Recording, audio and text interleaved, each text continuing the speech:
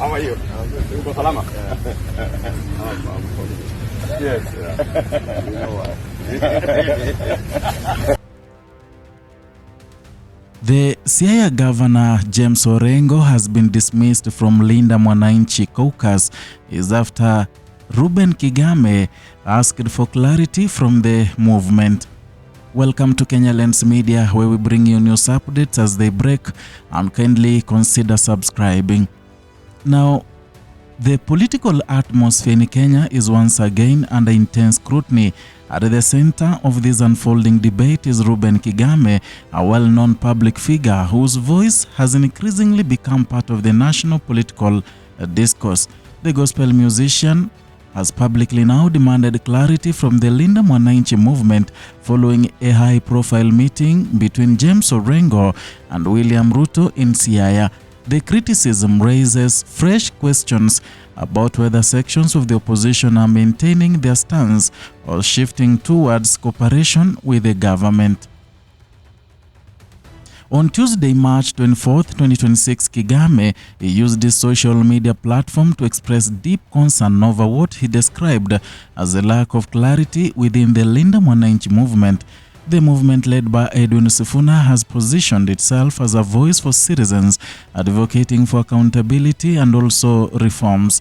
But now, its position is being questioned, and Kigame's message focused on one central issue, and that is clarity. He warned that in a political sensitive period, ambiguity could weaken public trust and create confusion among citizens who look to such movements for direction. His concerns come at a time when political alignments are being closely watched across the country. The trigger for this criticism appears to be a recent political development in Siaya County, and Governor James Orengo welcomed President William Ruto during an official visit on the same day. The president was in the region to preside over key development activities, including the groundbreaking of the Usenge Pier. The event marked a notable shift in tone. Watch this clip. Siaya oye! Rais, tumekukaribisha Siaya. Wewe kama president wa Kenya, tumekukaribisha Siaya. Na urudi. Mimi nina siasa zangu, naomba ukirudi uendelee kurudi Siaya. Siaya oye! Siaya oye! Siaya oye! Siaya oye! Asante sana. Just days earlier, the same governor had taken a different position. He had escaped the previous presidential visit to his county, and at the same time he raised concerns over the arrest of members of his staff.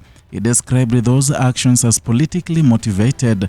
That earlier absence had been interpreted by many as a firm political stance, but the subsequent decision to host the president has now added a new layer of complexity. It is this apparent shift that has shown and drawn national attention, and it is this context that has fueled Kigame's concerns. His statement questioned whether the Linda Mwananchi movement still aligns with the opposition principles, or whether it is gradually moving closer to the government. The timing of these questions is significant, and Kenya's political environment remains fluid. Leaders are navigating alliances, ideologies, and also public expectations, and citizens are watching closely. Movements like Linda Mwananchi have built their identity around representing the people. They have positioned themselves as defenders of accountability and transparency. Any perception of inconsistency can therefore have far-reaching consequences, and Kigame emphasized the need for a clear and firm position. He stressed that the leaders must openly declare where they stand, and for many observers, this reflects a broader concern within the political space. The line between cooperation and opposition is becoming increasingly blurred, and meanwhile details emerging from the Siaya visit provide further context. Reports indicate that Raymond Omolo played a role in encouraging Governor Orengo to attend the event, and the outreach is said to have urged engagement and even in a presence of different political views. This suggests an effort to promote dialogue across political divides, but it is also raises questions about the nature of such engagements, questions about their implications, and questions about how they are perceived by the public. Governor James Orengo has in the past expressed strong views on political cooperation. He has voiced opposition to broader political arrangements that lack clear structure. In particular, he has raised concerns about agreements that do not provide detailed frameworks or measurable outcomes.